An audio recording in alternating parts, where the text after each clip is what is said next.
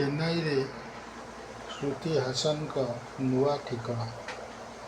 ଭାରତୀୟ ସିନେମାର ଚର୍ଚ୍ଚିତ ଅଭିନେତ୍ରୀ ତଥା ଗାୟିକା ଶ୍ରୁତି ହାସନଙ୍କ ଜୀବନରେ ଯୋଡ଼ି ହୋଇଛି ଏକ ନୂଆ ଫର୍ଦ୍ଦ।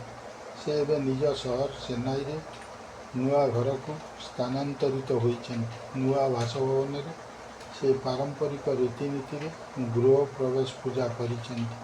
ତାଙ୍କ ଗୃହ ପ୍ରବେଶ ବେଳର ଫଟୋ ସୋସିଆଲ ମିଡ଼ିଆକୁ ଆସିବା ପରେ ପ୍ରଶଂସକମାନେ ଶ୍ରୁତିଙ୍କୁ ଶୁଭେଚ୍ଛା ବାର୍ତ୍ତା ଦେଇଛନ୍ତି। ଗୃହ ପ୍ରବେଶରେ ଶ୍ରୁତି ତାଙ୍କର ହାତଗଣତି ବନ୍ଧୁ ଏବଂ ସମ୍ପର୍କୀୟଙ୍କୁ ନିମନ୍ତ୍ରଣ କରିଥିଲେ।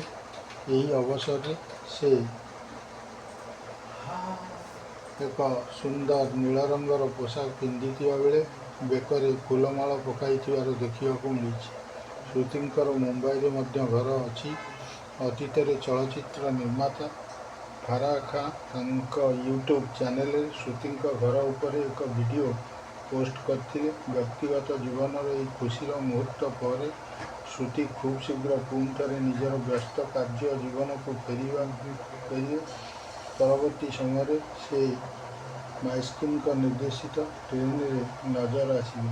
ଏଥିରେ ତାଙ୍କ ବିପକ୍ଷରେ ରହିବେ ବିଜୟ ସେତୁପତି। କେବଳ ଏତିକି ନୁହେଁ, ଶ୍ରୁତି କଲ୍ ମି